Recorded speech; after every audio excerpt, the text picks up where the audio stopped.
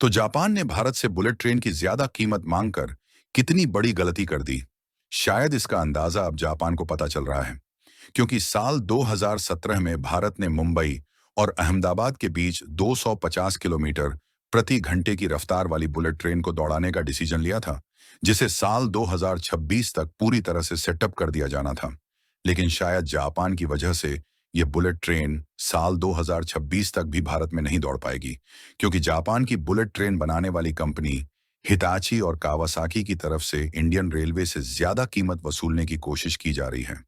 लेकिन अब भारत के रेल मिनिस्टर अश्विनी वैष्णव ने फैसला लिया है कि हम बुलेट ट्रेन को खुद ही भारत में बनाएंगे, और इसके लिए हमें विदेशी टेक्नोलॉजी की कोई जरूरत नहीं है। और यह फैसला भारत की तरफ से ऐसे समय पर लिया गया है जब जापानीज कंपनी की तरफ से बुलेट ट्रेन के लिए दाम बढ़ा दिया गया है, और जापान की बुलेट ट्रेन बनाने वाली कंपनी ने सीधा कह दिया है कि एक बुलेट ट्रेन के लिए इंडियन रेलवे को 460 करोड़ रुपए देने होंगे। तब से लेकर अब तक स्ट्रेस का माहौल छाया हुआ है, और इसीलिए भारत की आईसीएफ, जो कि भारत की इंडिपेंडेंस रेलवे प्रोडक्शन कंपनी है, ये इंजीनियस ली बुलेट ट्रेन को बनाकर दौड़ाने के लिए भरपूर प्रयास में जुट चुकी है। और जापान को शायद अब यह समझ में आ रहा है कि उन्होंने बुलेट ट्रेन के दाम को बढ़ाकर कितनी बड़ी गलती कर दी है। पूरी अपडेट क्या है, वीडियो में समझते हैं। लेकिन आगे बढ़ने से पहले भारत ने स्वदेशी तौर पर बुलेट ट्रेन बनाने का फैसला ले लिया है। इसके लिए वीडियो को एक लाइक करके चैनल को सब्सक्राइब जरूर कर लीजिए, क्योंकि यह आपके लिए 1 सेकंड का काम है, लेकिन इससे हमारी काफी बड़ी मदद होती है। दरअसल भारत जल्द ही बुलेट ट्रेन दौड़ाने की राह पर आगे बढ़ रहा है, जो कि भारत का एक हाई स्पीड रेल प्रोजेक्ट है, क्योंकि इसके लिए भारत में मुंबई और अहमदाबाद के बीच ट्रैक बिछाया जा रहा है, जिसका 80% काम पूरा भी हो चुका है। लेकिन यह काम जापान के साथ मिलकर किया जा रहा है, इसलिए इसमें कुछ चुनौतियों का भी सामना करना पड़ रहा है। आपको बता दें कि यह भारत के इंफ्रास्ट्रक्चर डेवलपमेंट में एक महत्वपूर्ण बदलाव लाएगा और देश को दुनिया के लीडिंग रेलवे देशों में शामिल होने में मदद करेगा।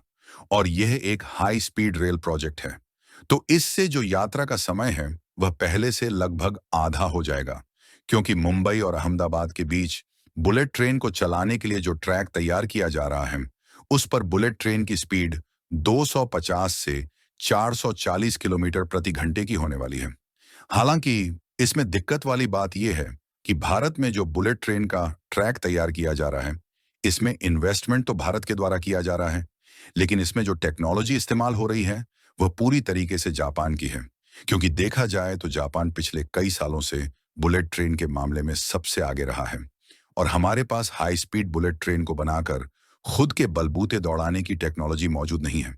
और इसलिए जापान अब बुलेट ट्रेन की कीमत को भारत के लिए बढ़ा चुका है, और बुलेट ट्रेन बनाने वाली जापान की कंपनी हिताची और कावासाकी, दोनों कंपनियों का कहना है कि वह एक बुलेट ट्रेन के लिए इंडियन रेलवे से लगभग 460 करोड़ रुपए लेंगे। और देखा जाए तो यह एक हिसाब से काफी ज्यादा अमाउंट है, जो कि इंडियन रेलवे से जापान की कंपनी मांग कर रही है। वहीं दूसरी तरफ जापानीज कंपनी का कहना है कि भारत में क्लाइमेट चेंज बिल्कुल अलग है, इसलिए हमारे पास जो बुलेट ट्रेन है उसमें भारत के एनवायरनमेंट के हिसाब से बदलाव करने होंगे। और क्योंकि ये ऑन दी सेल प्रोडक्ट नहीं है, इसलिए जापान की बुलेट ट्रेनों को प्रॉपर तरीके से भारत में दौड़ने के लिए उसमें बहुत सारे मॉडिफिकेशन करने होंगे, जैसे कि एयर कंडीशनिंग और फिर धूल को कंट्रोल करने के लिए क्या क्या किया जाना है। इन सभी को फिगर आउट करके भारत की वेदर कंडीशन के हिसाब से मॉडिफिकेशन किया जाएगा।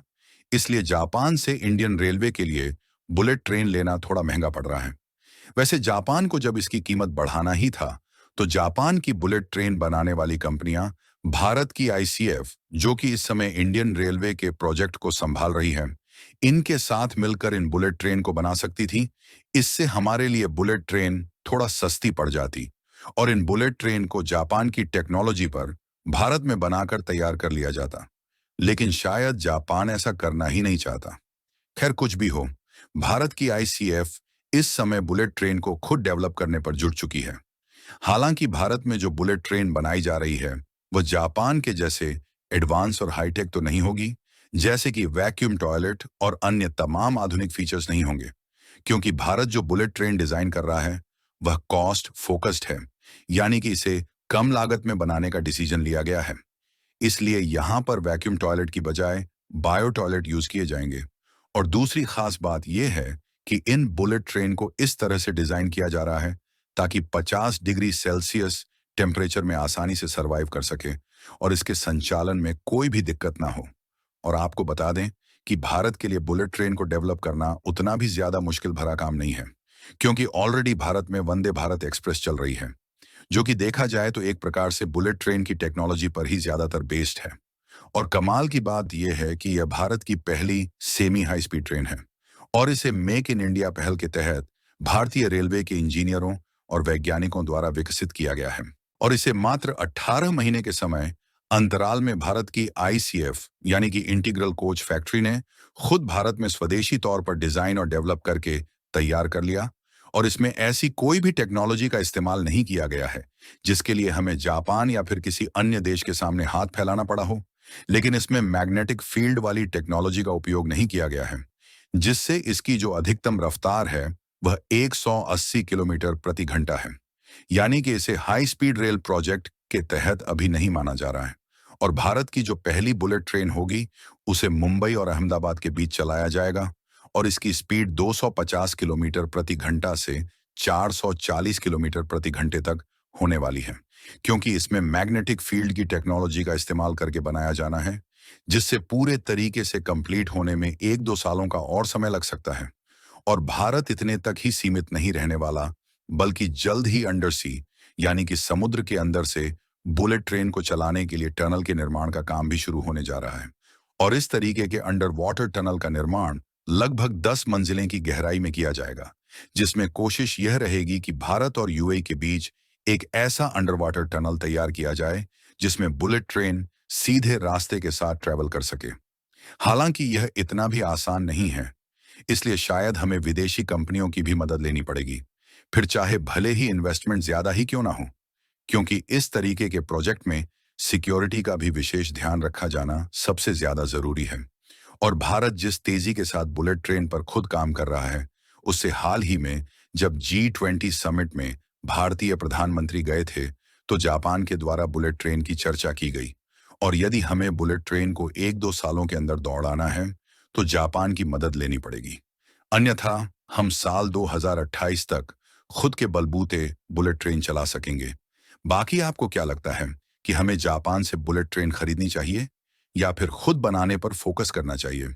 अपनी राय कमेंट में जरूर बताएं और इस वीडियो को एक लाइक करके अपने मित्रों तक शेयर जरूर करें ताकि उन्हें भी जानकारी मिल सके। इसी तरह और भी नॉलेजेबल वीडियो देखने के लिए चैनल को सब्सक्राइब जरूर कर लें। शुक्रिया।